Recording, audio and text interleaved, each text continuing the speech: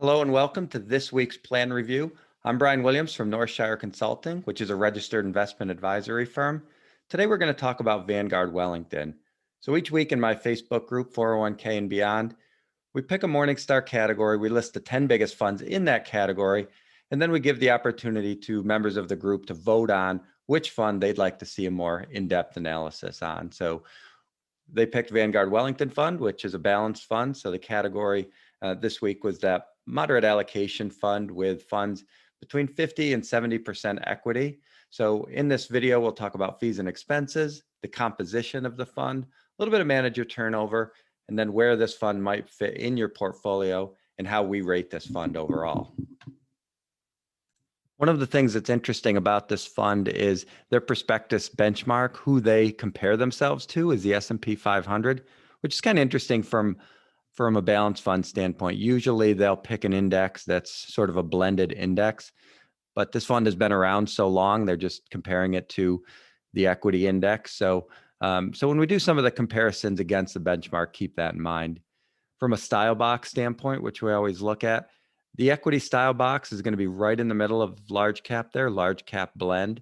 So we know from these videos, the top three boxes are large cap, then it goes down to mid cap and small cap, and left to right, it's value, blend, and growth. So this is large blend. So these are going to be the equity portion of this fund is going to be invested in a lot of names that you know, and it's not going to dip down too much into the mid and small cap arenas. A reminder that this video is for general education. Nothing shared in this video is to be considered specific tax, legal, or investment advice. And certainly don't act on any information you see in this group without first consulting with your tax, legal, or investment advisor. We are an independent advisory group with no affiliation to the reviewed fund. We may or may not have a position in this fund with client assets. So this fund has been around a long time, since 1929, and it's got 120 billion in assets under management. So when you look at the amount of holdings, 1151, it sounds like a lot, but remember, with these balanced funds, they're going to have a very large bond positions, which tends to increase the number of holdings they have. And then also from an equity standpoint, even though they're primarily large cap, they do have some mid and small. They have some international in there as well. This is an actively managed fund, so that means you have a management team of portfolio managers and analysts who are buying and selling securities in there and deciding how much of them to put in. That's different than an index fund, which we've talked about before. An index fund is following a rules-based list and how they put that portfolio together. So there's been a little bit of manager turnover here. Nothing too crazy here, but there's basically two different sleeves. So you have the equity sleeve and the bond sleeve. On the equity side, we had Daniel Posen took over in 2019. And on the bond side, you had Keogh retired in 2019. And then you had Michael Stack is retiring right now. So Lauren Moran is going to take over most of the bond side.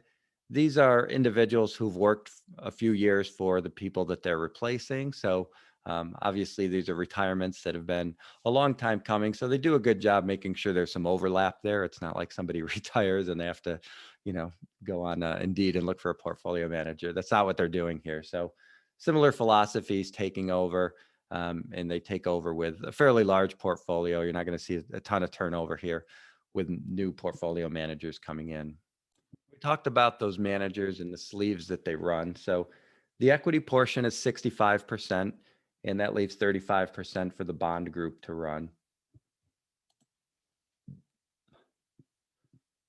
From an asset allocation standpoint, we talked about the two sleeves. So you've got the equity portion running 65% of the portfolio, and then the bond group is running 35%. So one of the things that's interesting here is they don't necessarily work together a whole lot to look at their positions, but they do have a 5% cap where the bond and the equity position can't be more than 5% of the overall fund. So we've run into that a little bit here. Late last year, Microsoft with their stock and bond positions was right up against that 5% number. And now they're running into that a little bit here with Google because the equity portion is right at that 5% number. One of the differentiators about this fund as compared to its peer group in the category is they're primarily going to be a large and even giant market cap weighting here. So their average size company that they're investing in is about 220 billion, whereas the category is about half that.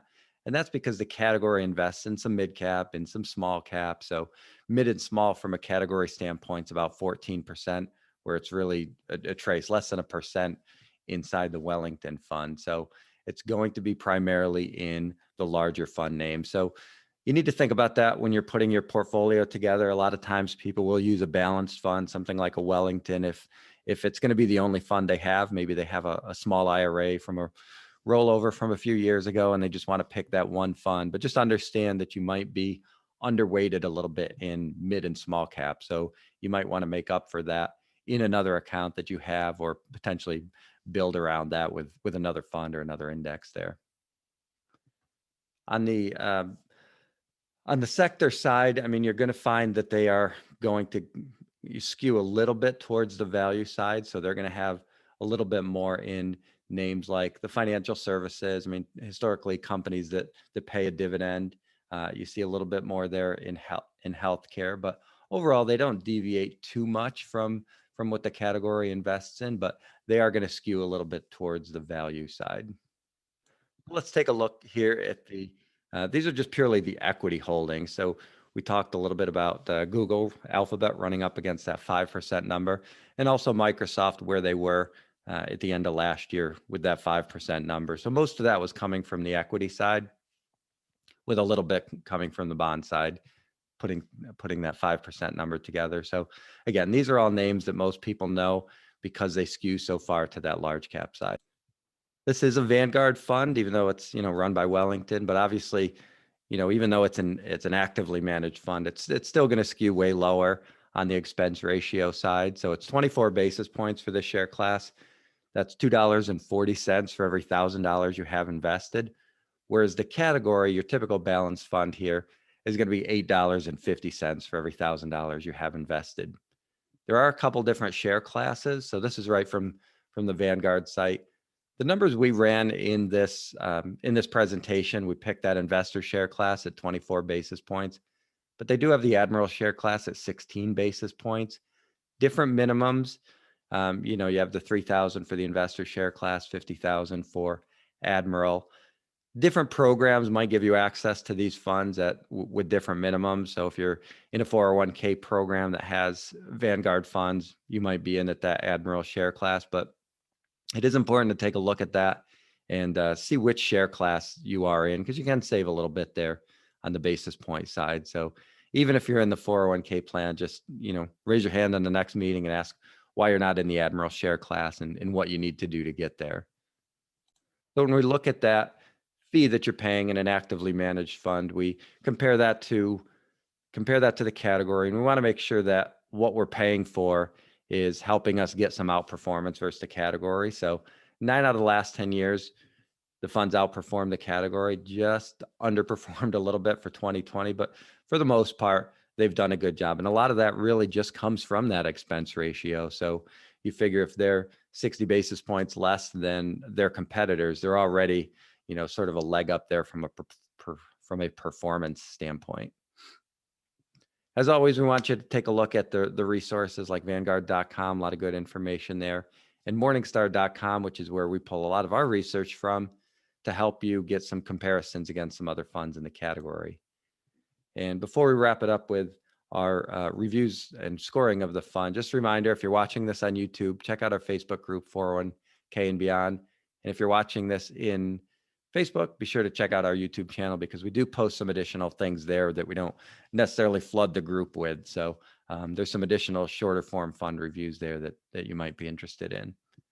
So like we talked about earlier, Vanguard Wellington compares itself to the S&P 500, which makes sort of a wacky sort of benchmarking to take a look at here. Obviously, in big equity years, they're going to underperform. And then in years when equity market lags a little bit, they're going to do a good job because they're 35% bonds. But we'll still run this against their benchmark, because that's what they chose, and they've beat the S&P 5 out of the last 10 years. When we look at this fund, I mean, everybody loves this fund. It's rated well by, Morningstar rates it well from their star rankings and from their their other sort of rankings that they have. Everybody likes this fund. So we do too. Obviously, it's a really good, strong base position. We have a lot of people that use this, not as a cash reserve, but sort of that extended, like, I need some money a little bit long term, but it's not retirement money. So maybe I can put some money into this. I have a lot of people that use this for, like we said before, that small IRA, that rollover, they just want to put into one fund. So overall, we do like this fund. We like the allocation. Just keep in mind that you don't have that small and mid exposure in there. And so you want to build around that with the rest of your portfolio. Thank you.